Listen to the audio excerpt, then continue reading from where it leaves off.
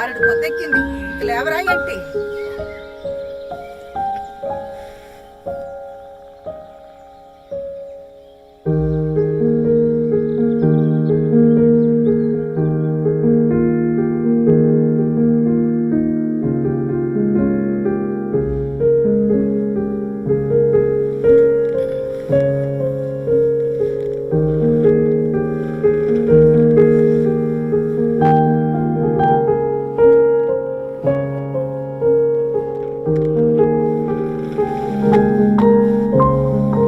ఏమండి లేకండి, కడుక్కుంటే వేడి కాఫీ ఇస్తాను.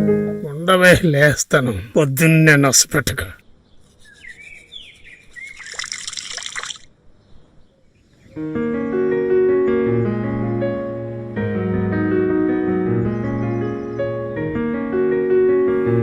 అయ్యగారు వేడి టీ తాగుతారండి? టీయా? సరే. అయ్యగారు ఎడేడిగా ఇడ్లీ కాయలేదు అంటారండి. వద్దమ్మా, మా ఆవిడ ఇంటి దగ్గర ఏదో ఒకటి తయారు చేసి ఉంటుంది, బయట తింటే ఊరుకోదు. రెండు ఇడ్లీలు తింటే ఏటనేస్తారేంటి? వెళ్ళండి, వేడిగా ఉన్నాయి. సరే, తొందరగా తీసుకురా మరి.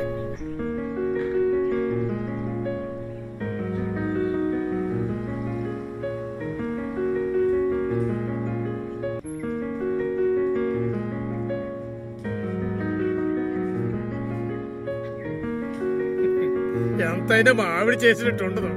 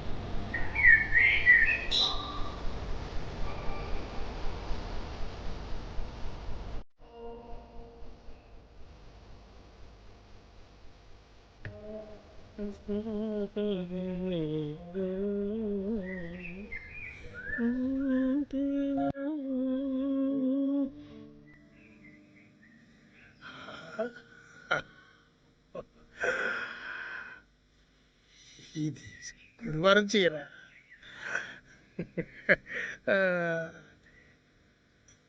ఇది శుక్రవారం చీర. ఇది సోమవారం చీర. ఇది ఆదివారం చీర. ఇది శనివారం చీర. వాళ్ళు చాలా అదృష్టవంతులు. నవగ్రహాల్ని నవరత్నాల్ని చీరల్లో చుట్టేసుకుంటారు. నేను అన్నది కరెక్టేనా భాగ్యం? కరెక్టే. ఈ ప్రకృతి అంతా ఇదే. చాలే ఊరుకోండి. సరే కానీ ఇంతవరకు పువ్వులు కోసాం, ఆ సంచిలో పడి మార్కెట్కి వెళ్ళి వస్తాను. రే ప్రకాశ్, మీ చెల్లి తినడానికి రమ్మంటుందిరా. అమ్మమ్మ అవదు, మీ చెల్లి గుత్తొక్కాయ కూర చేస్తుంది, తినకపోతే ఊరుకుంటుందా?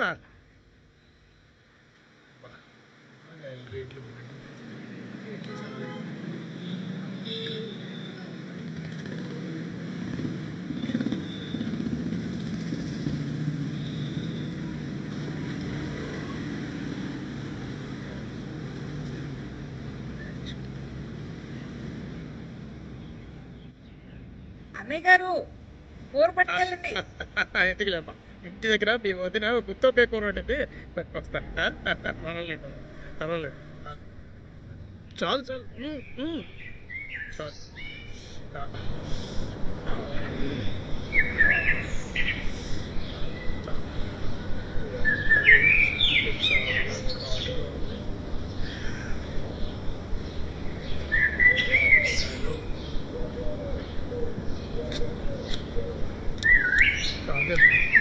పెద్దోడు వాళ్ళ ఇంటికి రమ్మంటాడు.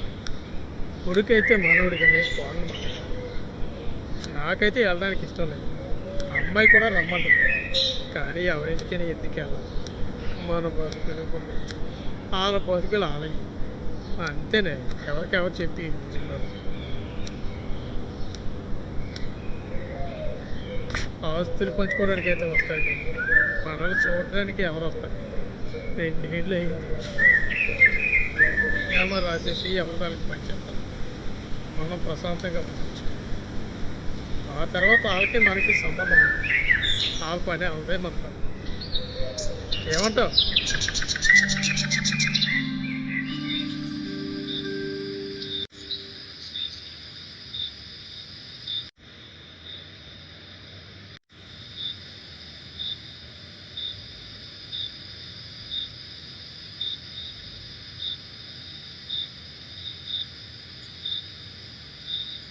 భాగ్యం, వేడిగా ఓ మంచి ఆమ్లెట్ వేసి తీసుకురావే.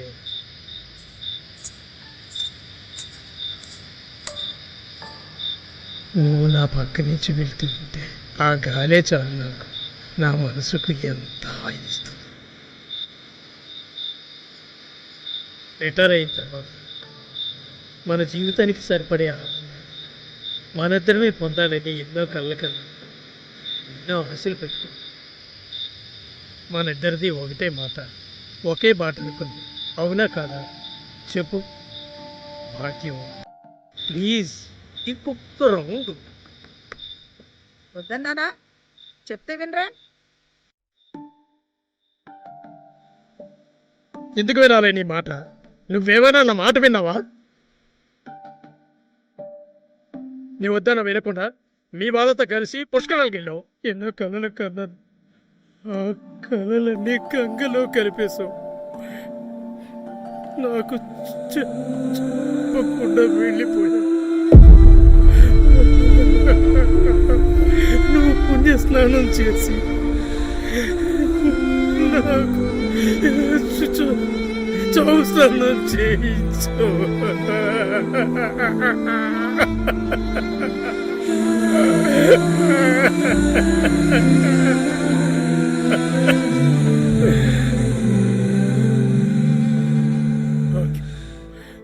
నువ్వున్నాళ్ళు నీ విలువేంటో తెలియలేదు. నువ్వు పోయాక జీవితం విలువేంటో తెలిసింది.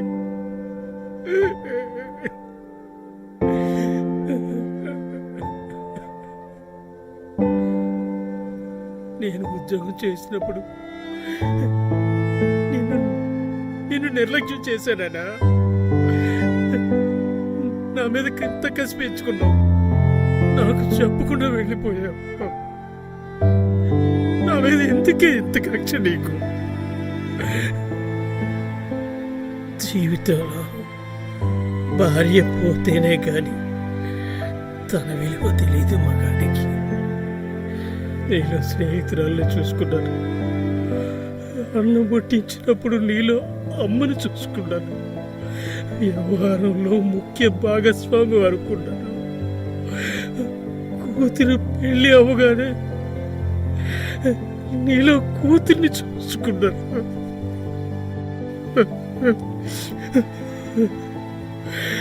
ఈ విశాల విశ్వంలో గాలిలానో ధూళిలానో ఒక్కసారైనా కనిపిస్తామని శూన్యంలోకి ఆశగా చూస్తున్నాను. నువ్వు తలుచుకుంటే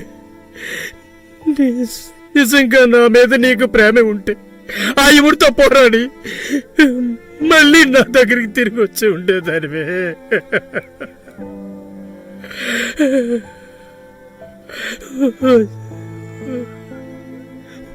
ఉదయం లేచి దగ్గర నుంచి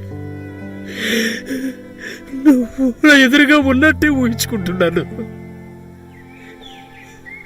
ఇంట బయట నువ్వు ఉన్నట్టే ఊహించుకుంటూ ఉంటే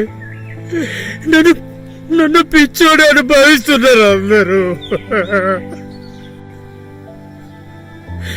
పచ్చడన్ను తింటూ పరమాన్నం తింటున్నట్టు ఫీల్ అవుతున్నాను. చాలు చాలు. తొక్కాయ కూర అదిరిపోయింది. పప్పు కూడా చాలా బాగుంది. వంకాయ కూరలో కారం ఆగ దట్టించేవే కారం.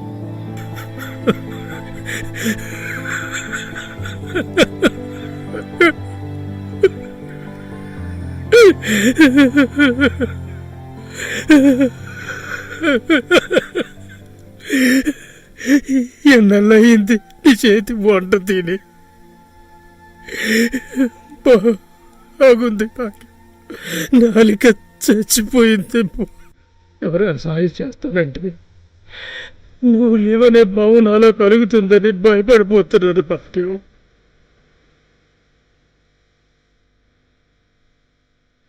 ఒకళ్ళంతా ఎలాగైనా బ్రతికిస్తున్నాను.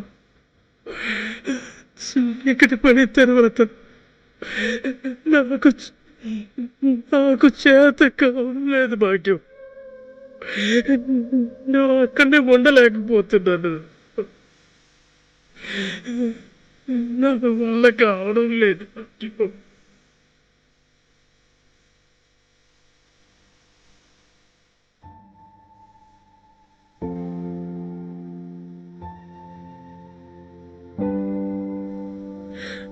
నా ఒంటరితనం నన్ను భయపెడుతుంది.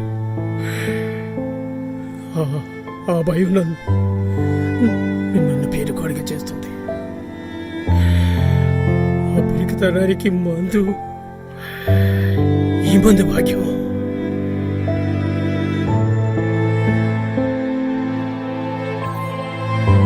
నువ్వు లేక, ఇది లేక నేను బ్రతకలేను భాగ్యం. నేను నీ దగ్గరికి వచ్చేస్తాను. నన్ను నీతో తీసుకెళ్ళిపో.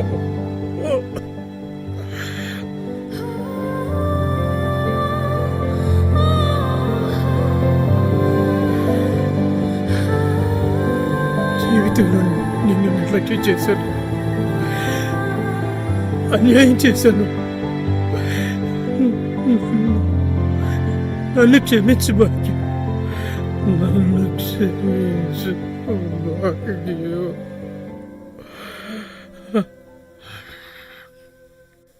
ధన్యవాదాలు. శ్రీదేవి మెరుగుమాల.